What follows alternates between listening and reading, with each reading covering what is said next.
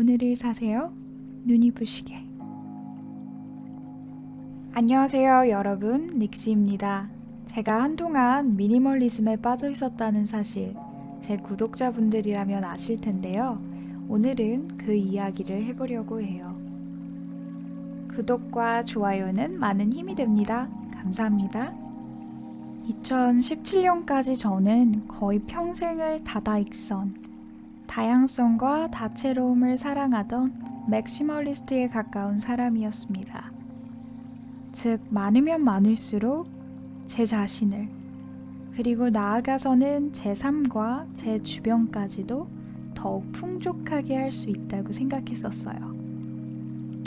그도 그럴 것이 우리가 항상 수많은 광고와 주변에 노출되어 있잖아요.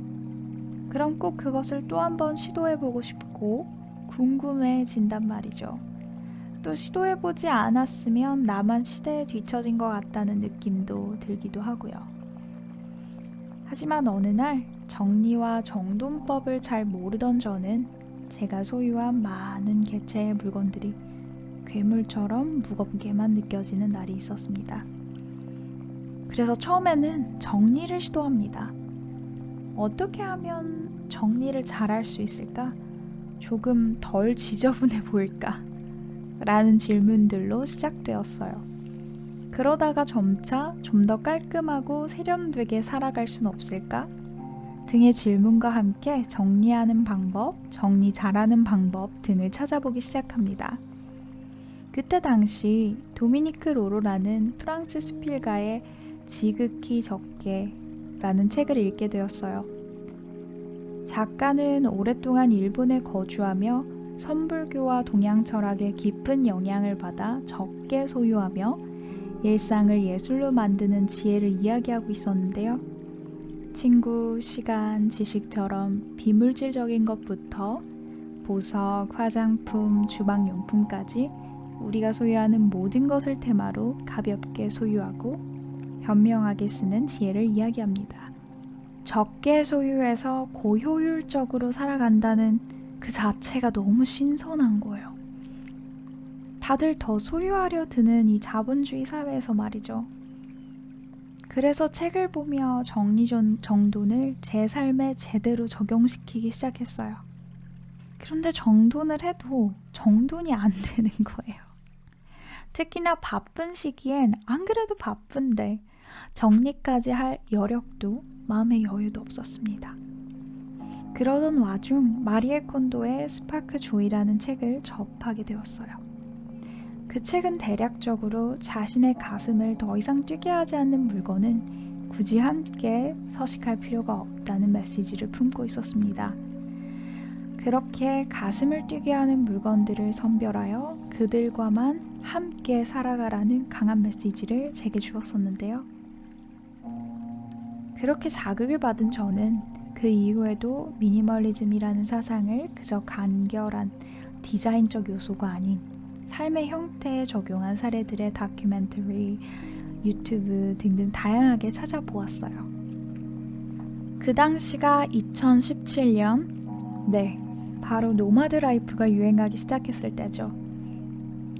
교통수단의 발달과 통신망의 발달로 지구가 작아진다고 많이들 표현할 때 저는 세상을 여행해보고 싶다는 생각이 들었습니다.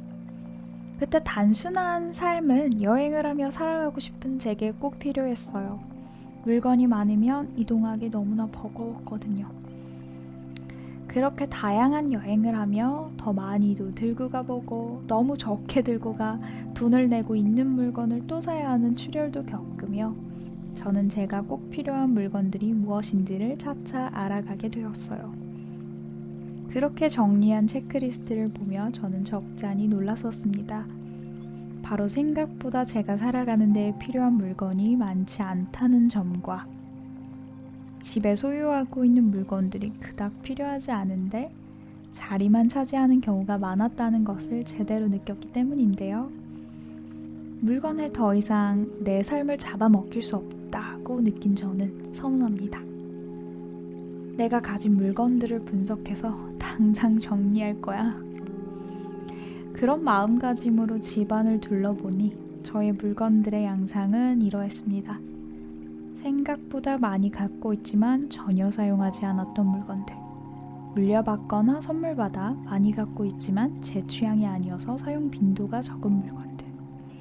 언젠가 사용하겠지라며 놔두었지만 3년째 사용하지 않는 물건들. 또 너무 필요하지만 늘 우선순위에서 밀려 구매하지 않았던 물건들. 예를 들면 이런 거죠. 새로 나온 워시오프 마스크팩은 다른 제품이 있어도 또 다른 신상품이 나오면 그 상품을 구매했지만 정작 사야 한다고 생각했던 수건이나 손톱깎이 등은 있는데 뭐 좀 더 쓰지, 좀 더 쓰자 하면서 구매를 다음으로 미루고 교체 시기보다 훨씬 오래 사용하기도 한다는 거죠. 미니멀리즘 하면 또 흔히들 생각하셨던 것이 그거 거지 아니야? 라는 생각이 있었어요. 그렇게 조금 갖고 있는 거 다 쓰고 사고 있는 것이 다 해지거나 부러지면 새로 사는 거는 예전에 가난하던 전쟁 시절의 이야기 아니냐고 말이죠. 하지만 제가 알게 된 미니멀리즘은 좀 달랐어요. 단순하다고 저품질을 저렴하게 구매하는 것이 아닌 단순하게 갖고 있지만 품질이 좋은 물건을 마르고 닳도록 즐겁게 사용하는 것, 사용할 때마다 그 행복을 느끼는 거였어요. 즉 깐깐하고 꼼꼼하게 본인의 기준과 필요에 맞는 제품을 고르고 골라 구매한 것은 다음의 신상품과 최고 품질의 상품이 아무리 질비하게 그들을 유혹해도 그들은 잘 넘어가지 않는다는 거죠. 왜냐하면 그들에겐 그들이 고른 그 물건이 많은 조건을 충족하는 최고이니까요. 가격, 성능, 이를테면 그들이 필요에 부응하는 정도의 성능이 되겠죠. 스펙, 연식 등등 이 모든 것을 충족한 그들의 아이템일 테니까요. 저는 그것이 우리가 소비를 하는 소비의 이유가 아닐까라는 생각이 들었어요. 사실 소비라는 것은 1차적으로 필요에 의해 자신의 삶에 무엇인가를 드리는 형태잖아요. 그렇게 저는 저의 기준들을 여러 항목별로 만들어내기 시작했고 정리했어요. 처음에는 머리가 아팠지만 하다 보니 꽤 익숙해졌어요. 부작용은 늘 그런 걸 분석하는 것을 습관화하다 보니 약간 성격 이상한 사람처럼 보이기도 해요. 왜냐면 대중적으로 일반적으로 하는 반응과는 좀 상이한 반응을 매번 어떤 것을 구매할 때마다 보이게 되기도 하니까요. 무튼 그렇게 저의 기준에 따라 많은 물건을 정리했고 정돈했어요. 여러분 혹시 정리와 정돈의 차이 아시나요? 정리는 물건을 내게 필요한 것과 그렇지 않은 것으로 솎아내는 작업에 가깝고 정돈은 그렇게 추려진 물건들을 자신의 생활 동선에 맞게 가지런히 두는 것을 의미한대요. 자신의 동선이라는 것도 자신에 대한 파악 중 일부잖아요. 자신과의 깊은 대화가 필요하기도 하고요. 그렇게 저를 알아가는 동안 제가 만난 생활 양식이 있는데요. 그것은 바로 마인드풀, 즉 마음 챙기기였어요. 명상을 하며 스스로와 대화하고 제 자신의 마음을 돌아보고 또 바라봐주는 그런 일련의 활동인데요. 더 나아가서는 좋은 음식을 스스로에게 대접해주고 좋은 곳에 스스로를 데려가주고 좋은 것들에 스스로를 노출시켜주는 그렇게 스스로를 좀 더 사랑하고 스스로에게 귀 기울이는 법, 그 모두가 제겐 마음챙김이었어요. 영혼과 육신은 너무나 긴밀히 연결되어 있잖아요. 이런 스스로와 대화하며 스스로를 바라봐주고 아껴주는 시간이 내력을 다지는 데에도 도움이 되기도 할 것 같아요. 스스로를 다지는 내력을 키우는 시간이 꼭 어떤 것을 잘해내야 한다든지 그런 것은 아닌 것 같아요. 예를 들어 꼭 시험에서 합격하거나 1등하거나 달리기에서 1등하거나 승진을 한다든지 하는 외부로 보여지는 성과가 아니더라도요.